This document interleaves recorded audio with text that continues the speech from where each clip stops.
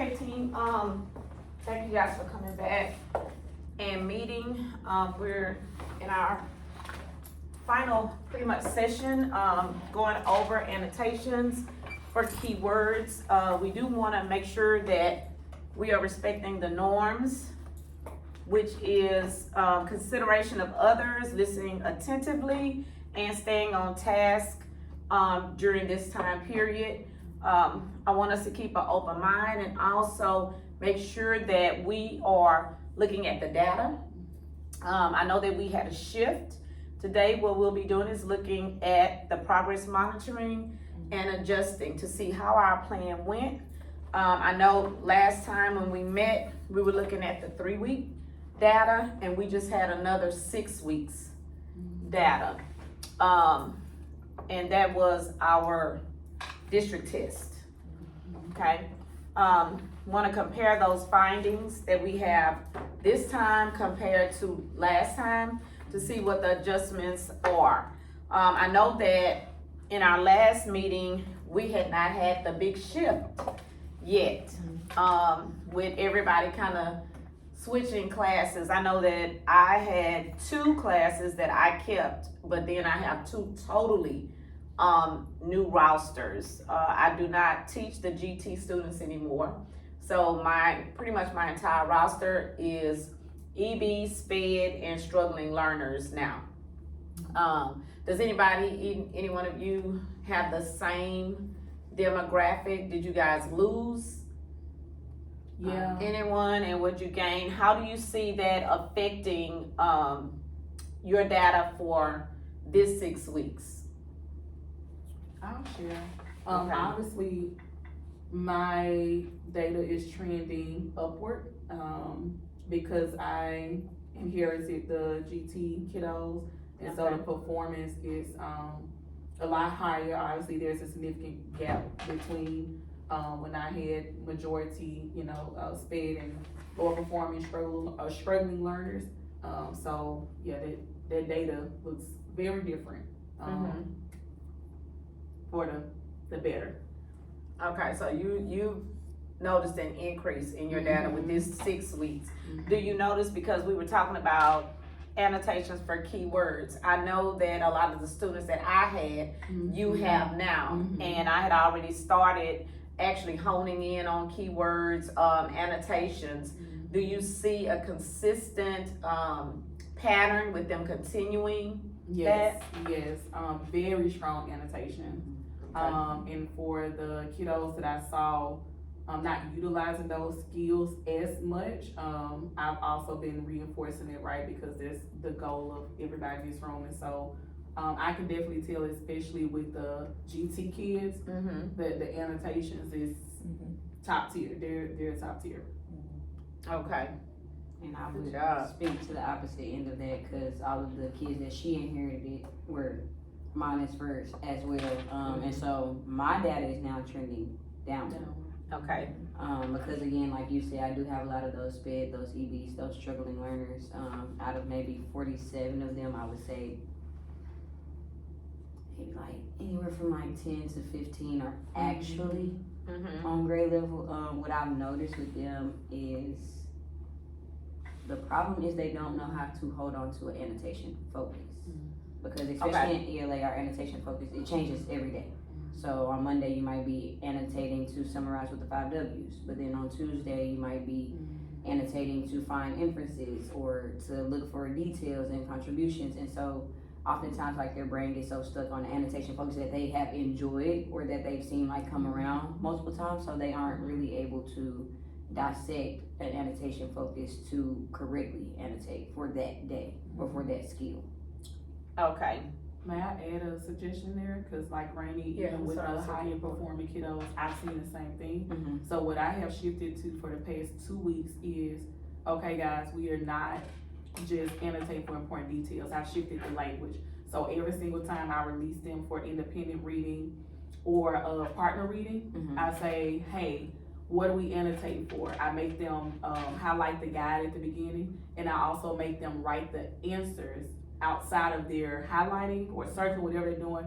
I tell them that by the end of class, by the end of your reading, if you cannot answer all 3 of these questions, bullet points, it may be 4, on your reading, you have not internalized. So when I look around, when I go, what I'm looking for, what I'm inspecting, they now understand in these past 2 weeks, I have to have the answer read to all of the annotation bullets. So if it's 4 annotation bullets that day, they know that they should have 4 responses by the time they finish reading. So it's highlighting, it's circling, and they have to literally like physically write out the answer to each of those. Okay, so if I'm correct, and I just wanna kind of come back in on what you're saying, you shifted the focus in order to keep them a little more engaged and actually connected with what they would be doing now.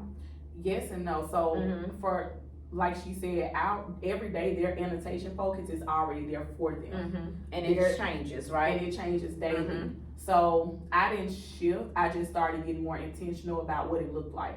So the kids may be highlighting important details, right? To them, it's just like, this is important to me. And I'm just like, that may be important, and does it answer your annotation focus? So there's been more, so the annotation focus, yesterday was Thursday, they had 3 bullet points of annotation focus. That means there's 3 questions that they should be looking for to answer as they read. Not just important details, but these specific 3 things. I now make them, yes, highlight details and all that, but in addition to, you have to have those 3 answers written out. You can do it when you're independent reading, partner reading, but the expectation is that by the time we finish reading for the day, I'm looking for those 3 things to be answered on your paper. Okay, so we wanted to shift to a specific focus? Yes. Okay. Which is provided for them, but yes. But you want them to be able to identify the specific focus that they're shifting to every day. Yes. Okay, and then maybe that'll stabilize some of the data. Yes. If they're able to identify, again, those keywords that are within the directions of the day.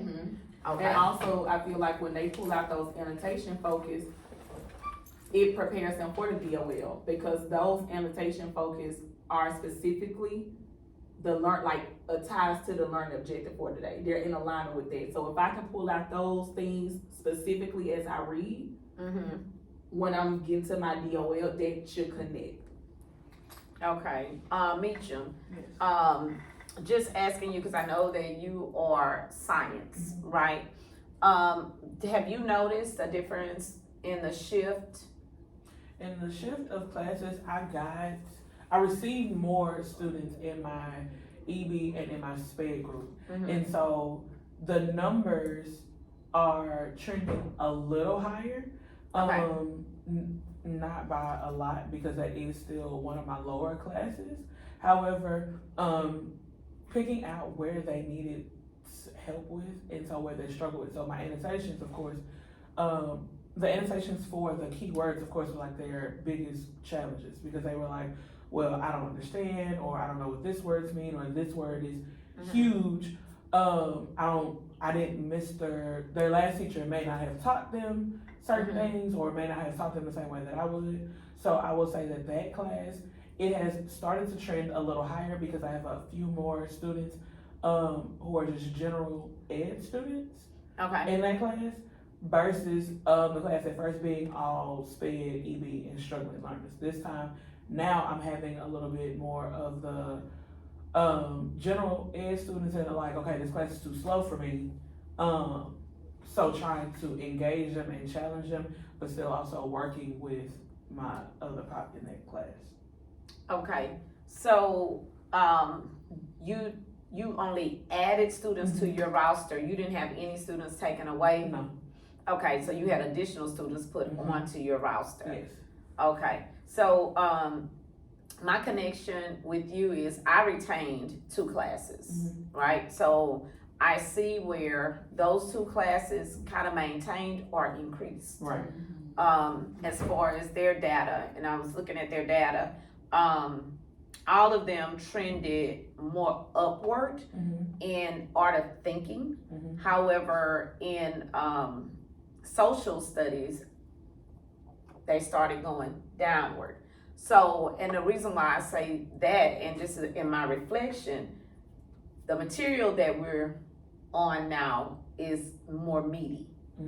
So what I want to continue to look at is, because we're still in that meaty stance of the lesson is very rigorous, I want to make sure that I keep with what we did with the annotations to see if that'll help.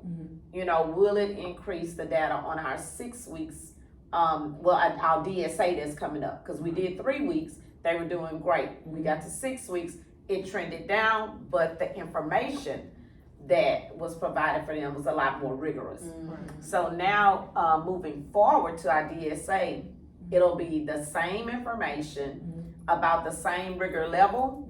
So then I should be able to see, is it actually increasing or is it actually, you know, decreasing with the strategies that we were using.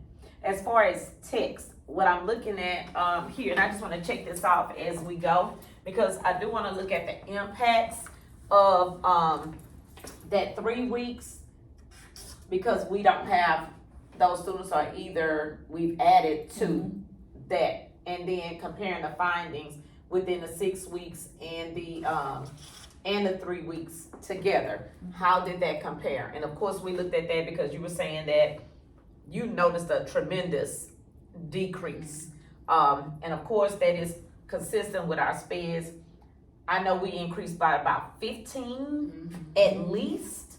I'm gonna say at least 15 more SPED students that we added, as well as probably about 10 more EBs.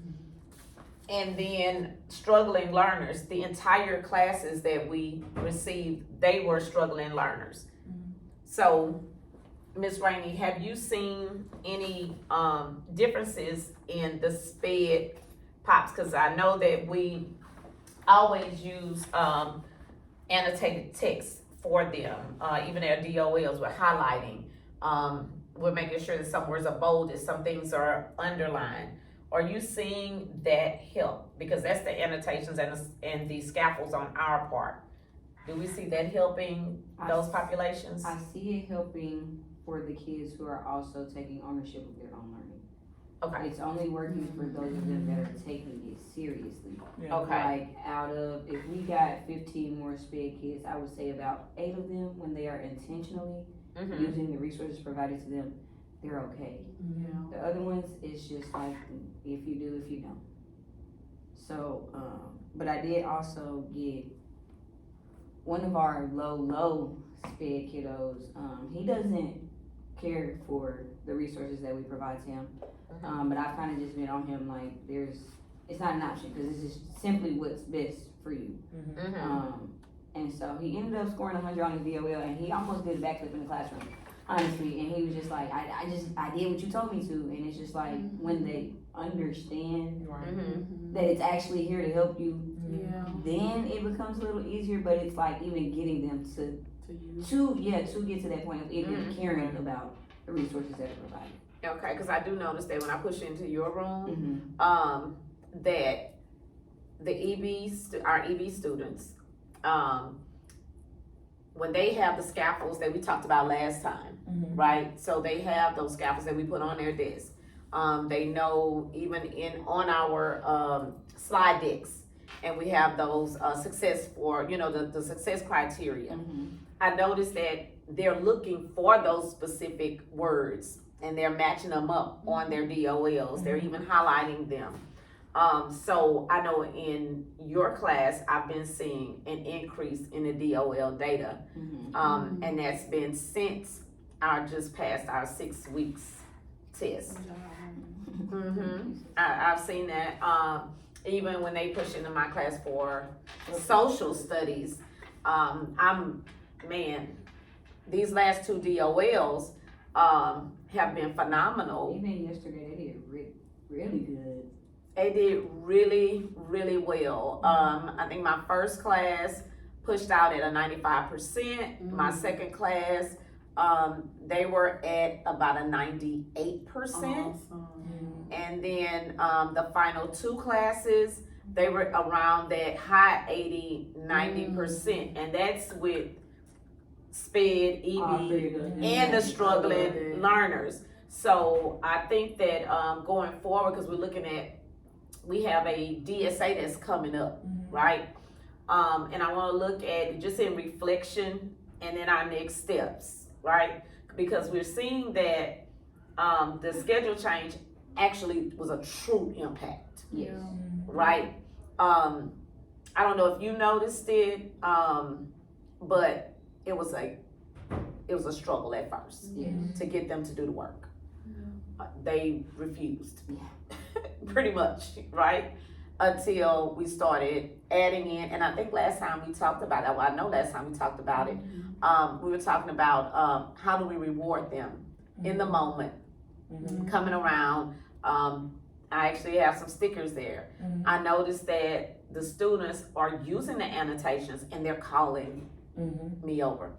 Can you come check it out, right? They won't even let Miss Rainey Wednesday. move on, and all yeah. the things again. I mean, cause y'all know Halloween just passed, so I just brought like the leftover candy. It's like little Kit Kats, little Snickers, some lollipops, and this was last period, end of the day, and y'all know after electives, them kids are turned on. They see me give one That's all And it it was takes. over. kid. That's all it Ooh, they talked me through that. They basically taught themselves that day. Yeah. And it was like everybody had an answer, everybody had their Yeah. hand up, everybody was, They love Everybody was on incentives. Right. they love incentives.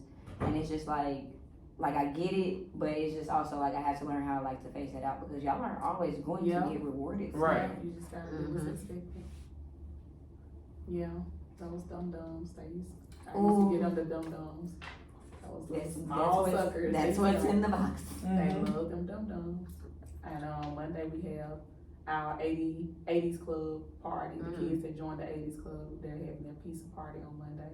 And they were checking their door like crazy to see if they made that list. Well, you know, cause you do the list too. They love seeing the names, and that was one thing. I was like, even if you don't get anything, just to be, and they'll go and they're like, you didn't make, and I'm like, okay, well, don't make fun of them. And then you hear the, don't worry about it, I'm gonna be on the next one. And you like, oh, okay, like it's the, okay, like now I gotta work to get to that next time. Yeah. Yeah.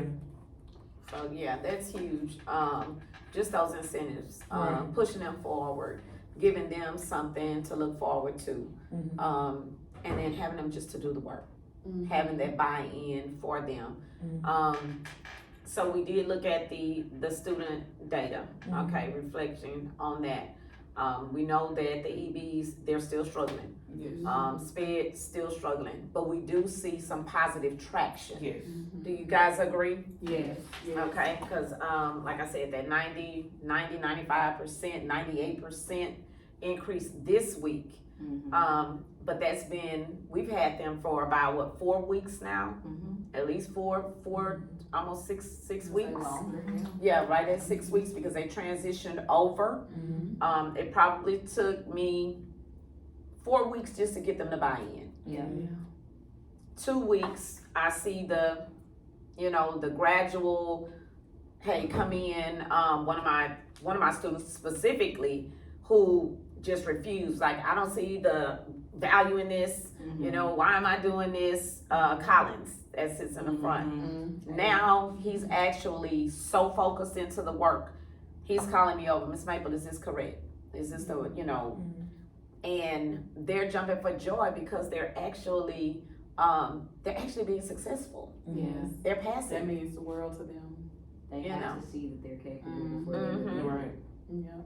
So when we think about the text, so just not our test, just not our examinations. When we're looking at the text that they're reading every day, those small things that even we're evaluated on, that they want to see on our slide decks, what strategies are we using at that point? When we pull those up, or do we have this already printed out for them? Is it something specific in the handouts that they're gonna be annotating for? Because I do know that Johnson, who's the AP, came in and we talked about specific annotations. Mm-hmm. Like, so they were annotating their questions, they were pulling out those keywords, but she wanted to see a longer piece of text for them to do independently, then talk about it, show their work. So is there a specific protocol that we're looking at as a team that we're gonna be doing? We don't have a protocol for ELA because ours is already so spelled out. Mhm. And it is that what we're talking about, like literally, I don't have one with me, but if you look at our packet, every single day, whatever skill we on, they have an annotation focus guide for the day to tie into that skill.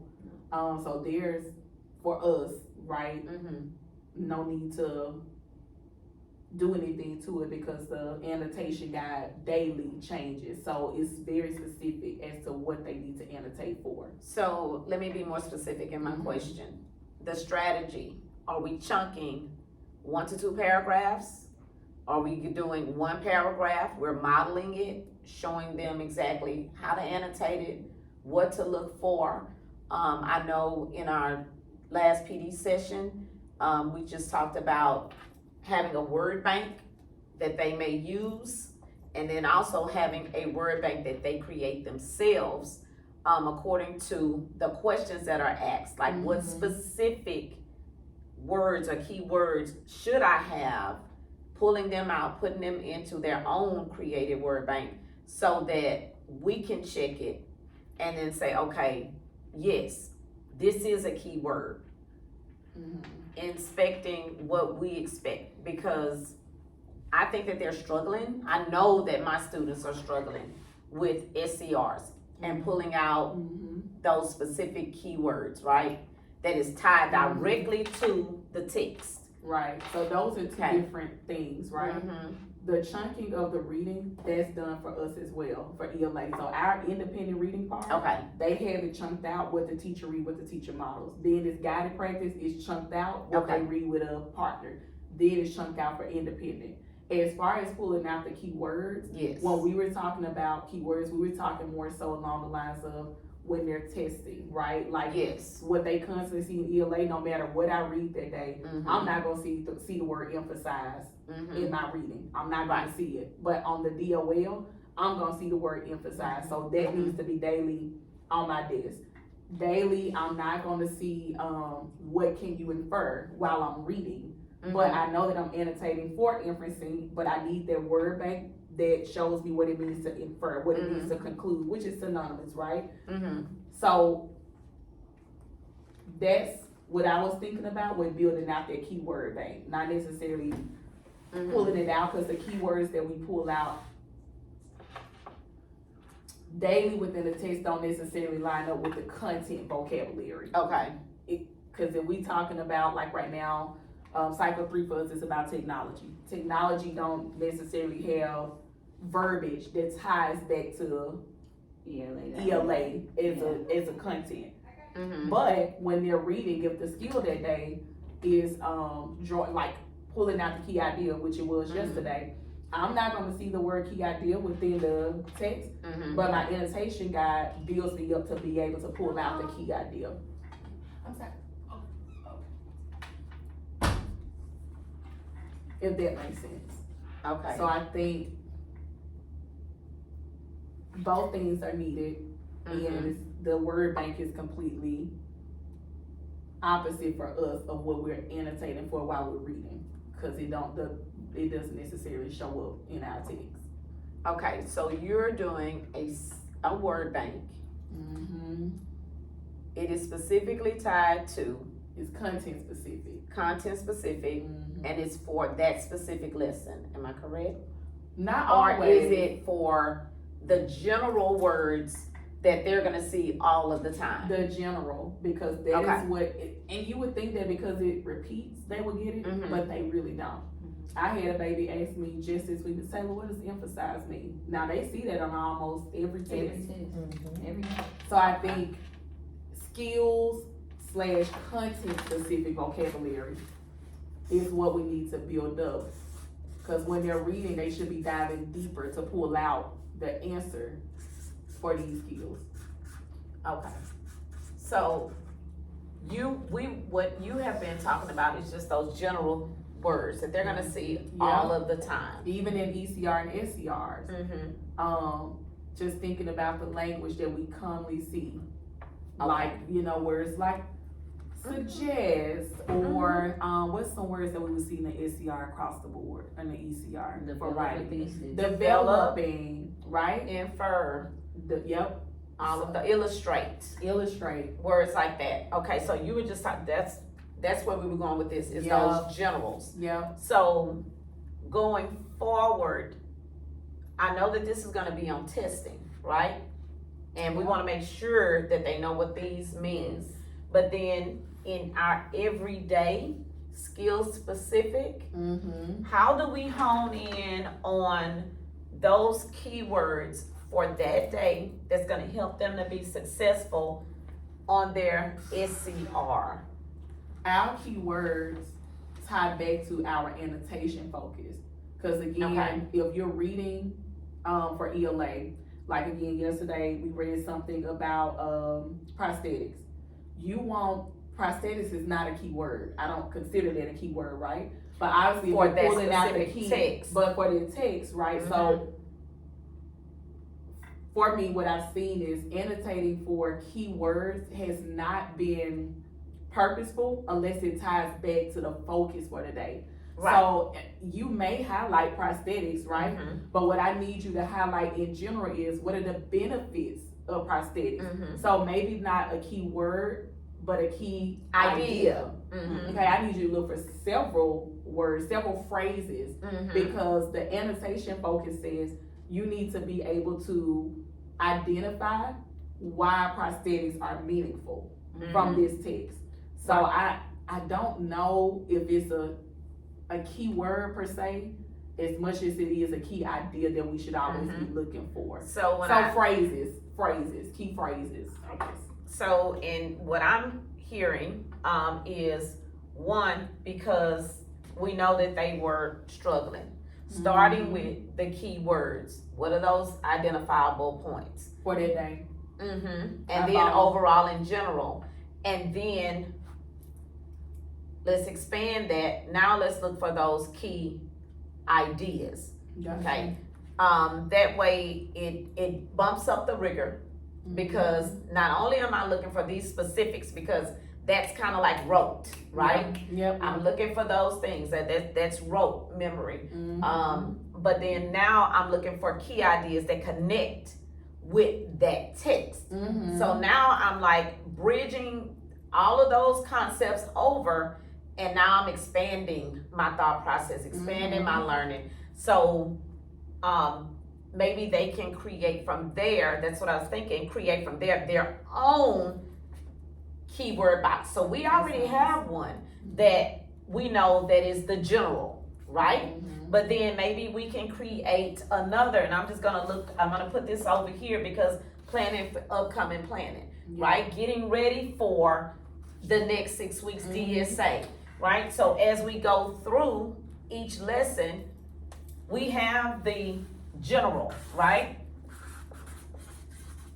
And that would be, you have the word bank, right? Yeah. Okay. So these are already the givens. We know that these are the roles. I'm gonna see this every day. I'm looking for this on my test. Yeah. I'm looking for this in my assessment questions. Yeah. Right? Yeah. And I know that every day that I come in, this is gonna be like, I'm gonna know it like the back of my hand when I get in. Yeah. But then it changes On for the day-to-day. every lesson. So now we wanna expand their thought processes, and now I wanna put the learning back onto you. I want you now to say, okay, let me create my own word bank for this lesson and make that specific just to that reading or that lesson.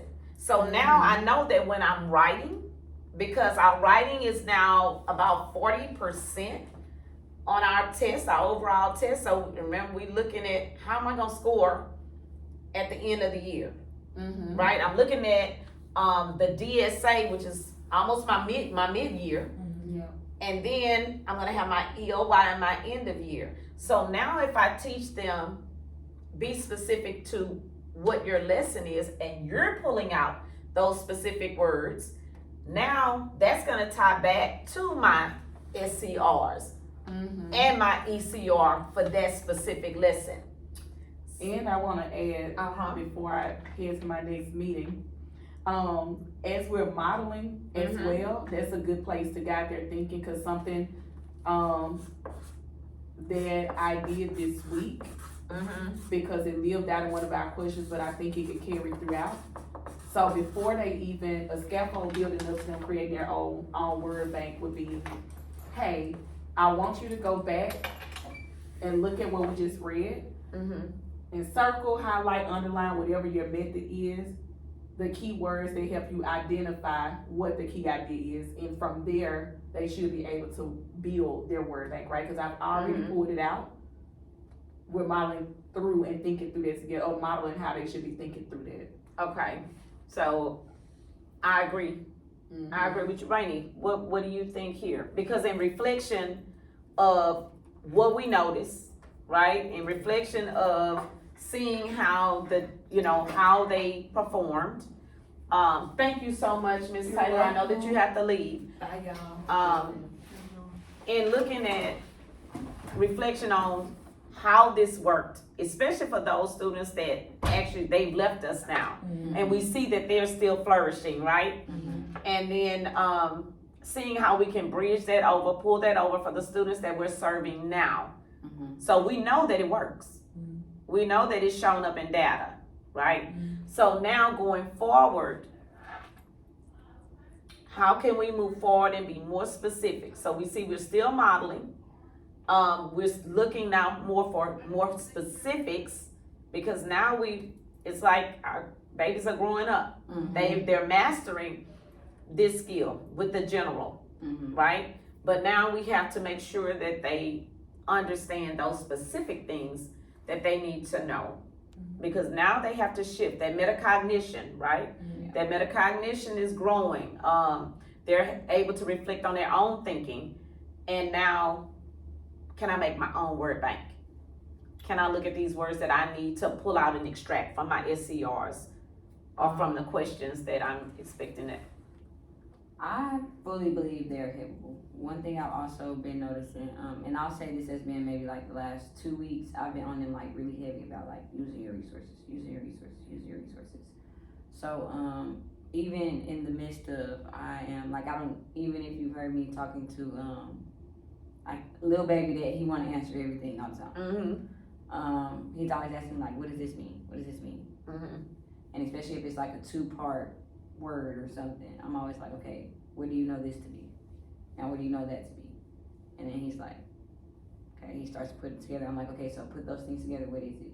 So kind of just like also guiding them in their learning. I've been making them flip the binders off of those dictionaries, making sure that my EBs have the Spanish to English dictionary every day. And really, honestly, it just has been like a lot of, you gotta make them see the value in what it is that they're doing. Because what I've noticed about these kids, like, they won't just do it. They literally have to understand what it is that they are doing it for, and how they have to see the rewards in it before they actually start to pick it up.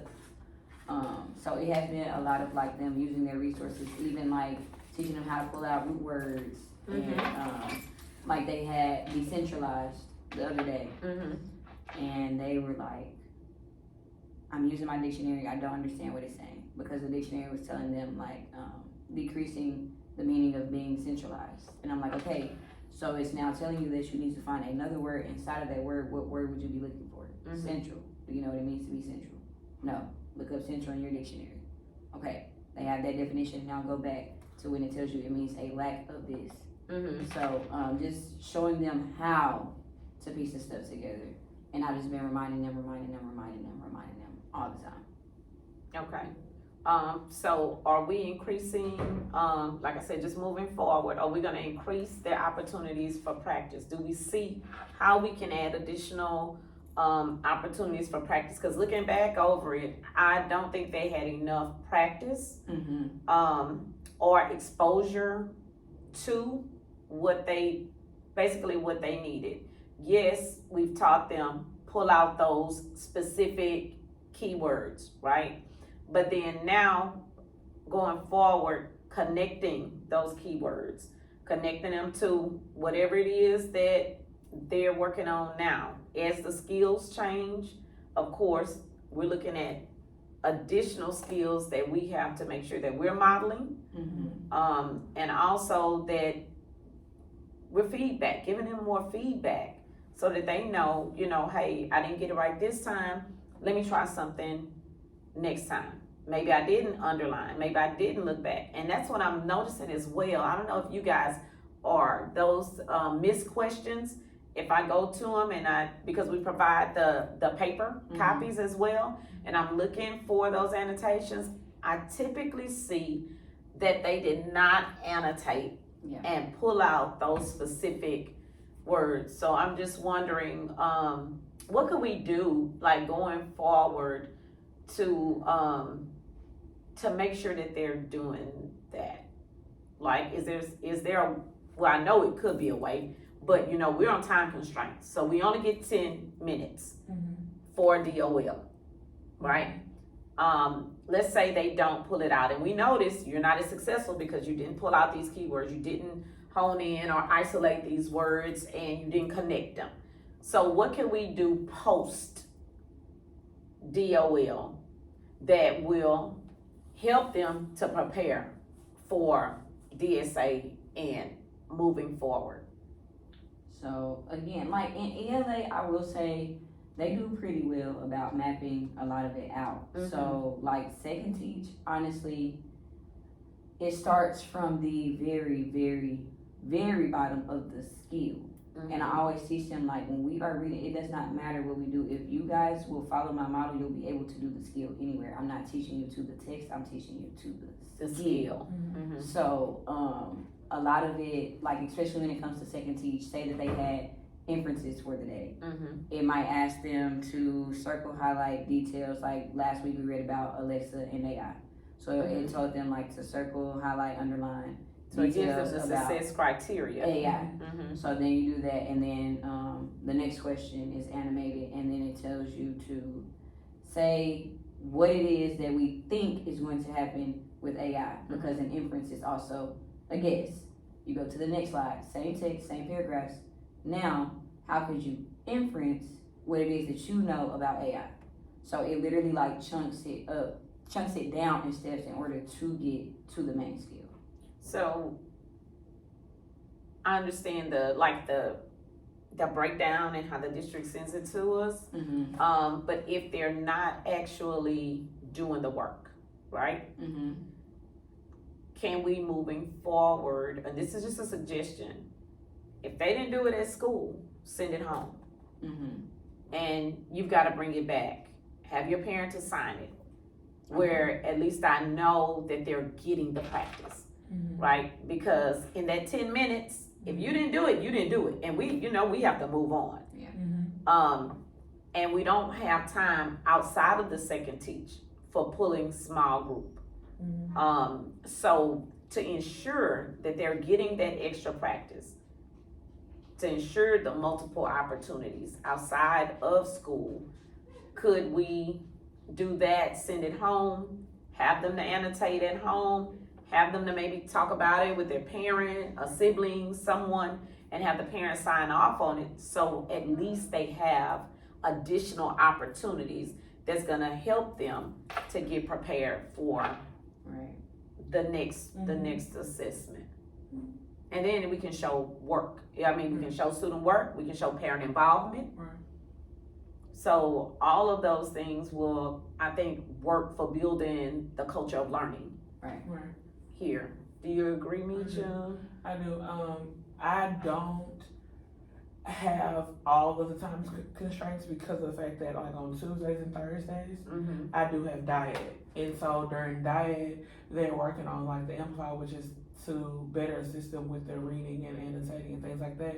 So I'm actually able to, like, as they're working on the computer, I'm actually able to see them re-going in and like annotating through the questions, or the system will tell them, oh, you didn't highlight the correct part, or you didn't highlight or define the word or whatever else. So on those days, I'm normally kind of pushing them to actively work with the Amplify system to better enhance their understanding. And Amplify is the new digital platform Yes. that we just introduced about maybe 2 to 3 weeks ago.